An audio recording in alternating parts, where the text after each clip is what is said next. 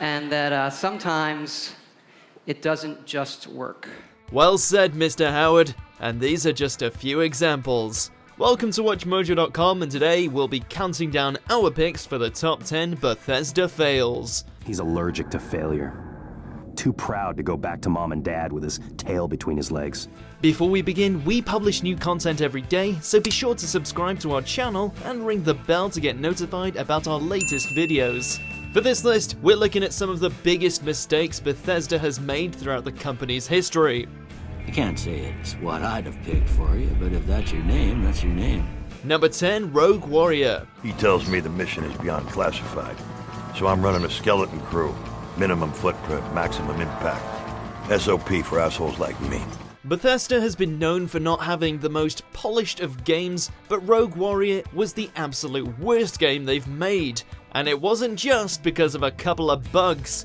Bethesda announced the game in late 2006, stating the game would be developed by Zombie Studios. However, Bethesda's expectations were below satisfactory, and 2 years later, it was announced that Rebellion developments would take over.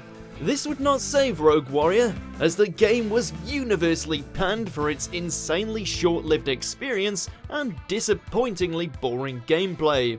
Needless to say, this was a project no one was happy with, and Rogue Warrior was labelled as one of the worst games of 2009. I'm sorry. Not as sorry as those motherfuckers. Number 9, Severe Lag on PS3, Fallout 3, and The Elder Scrolls V Skyrim. They want to back the Stormcloaks, they'll get what's coming to them.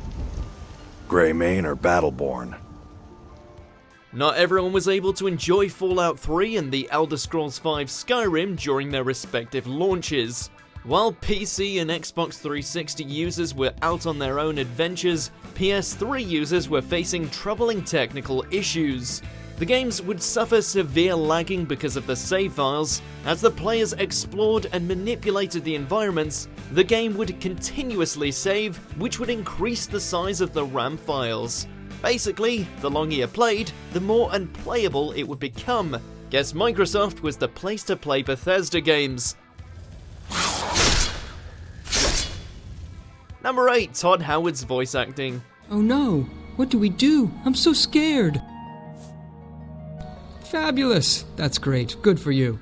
Todd Howard may have made a few mistakes himself, stating Skyrim has 200 endings and Fallout 3 has over 40,000 lines of dialogue, but that's nothing compared to his voice acting.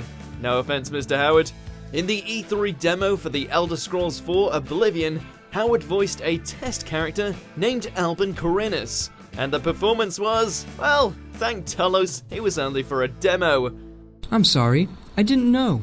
Lines were rushed and lacked a natural flow and tone. At least Howard made it clear when you were pissing him off. You are pissing me off. What next? Number 7, Bethesdaland. Welcome everyone to Bethesdaland 2017. Yes, Bethesdaland. A place of adventure. Since they've started giving their own presentations as of E3 2015, Bethesda has rocked almost every E3. Emphasis on the almost portion, as Bethesda was less than stellar for E3 2017. A video presentation called Bethesdaland, the showcase primarily contained trailers for downloadable content or games that simply weren't all that exciting. The briefing may have ended on the reveal of Wolfenstein 2 and The Evil Within 2, but both games were in speculation long beforehand, so many of us walked away feeling very ho-hum. And at least E3 2018 made up for it. Well, for the most part.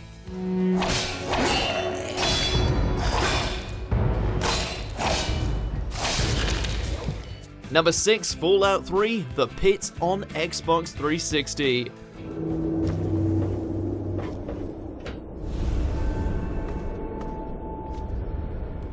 This piece of downloadable content certainly was The Pitt's. When the expansion released, some players were expecting The Pitt to continue their Fallout 3 experiences. What they got instead was an empty map filled with big red exclamation marks and error messages. You had basically spent your hard-earned Microsoft points for an unplayable, corrupted file.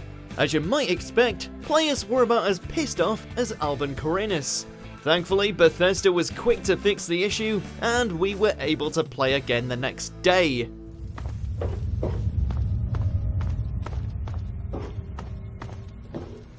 Number 5, Horse Armor DLC.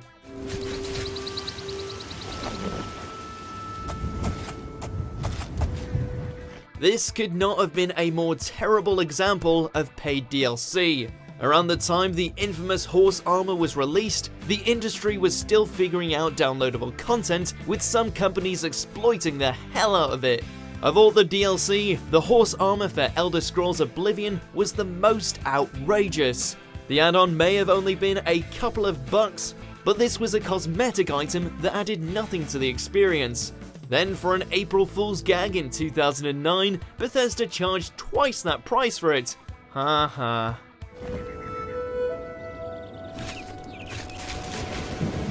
Number 4, every single launch. Long life to you, Thane. Lead the way. It is an accursed cycle we must bear at every launch. With each new game Bethesda puts out, we can expect a cornucopia of bugs and glitches to plague them. How frequent will our game crash? When will we face a game-breaking bug? Will my save file become corrupted at any given point? While some of these mishaps will spawn some hilarious YouTube compilations, there are others like the Pitt and Skyrim's PS3 launch that can induce the worst migraines. What's even more troublesome is that not everything is fixed after several patch notes. Better dig for some mods, or else you may become frustrated. Well, we know your vitals are good, but that don't mean them bullets didn't leave you nuttered and a bighorn and dropping. What do you say you take a seat in my couch and we go through a couple of questions? Number 3, adopting an anti-review policy.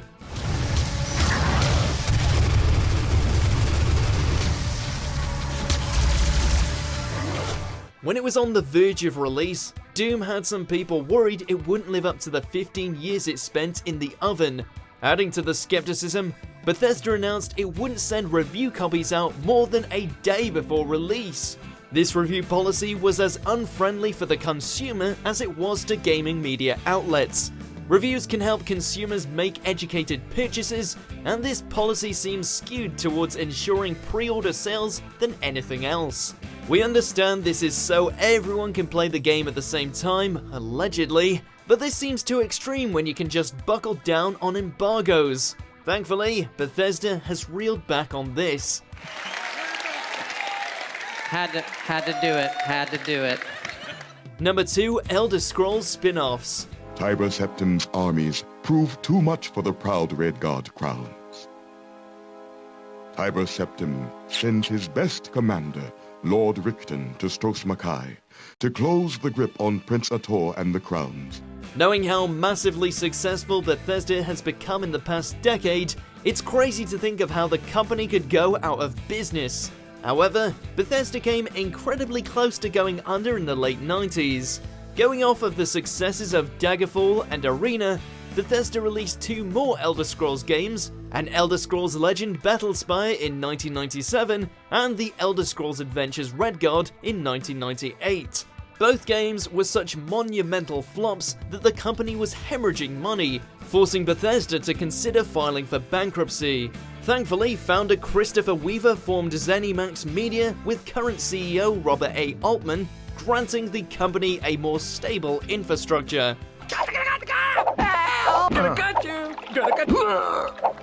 Number 1, backing paid mods twice.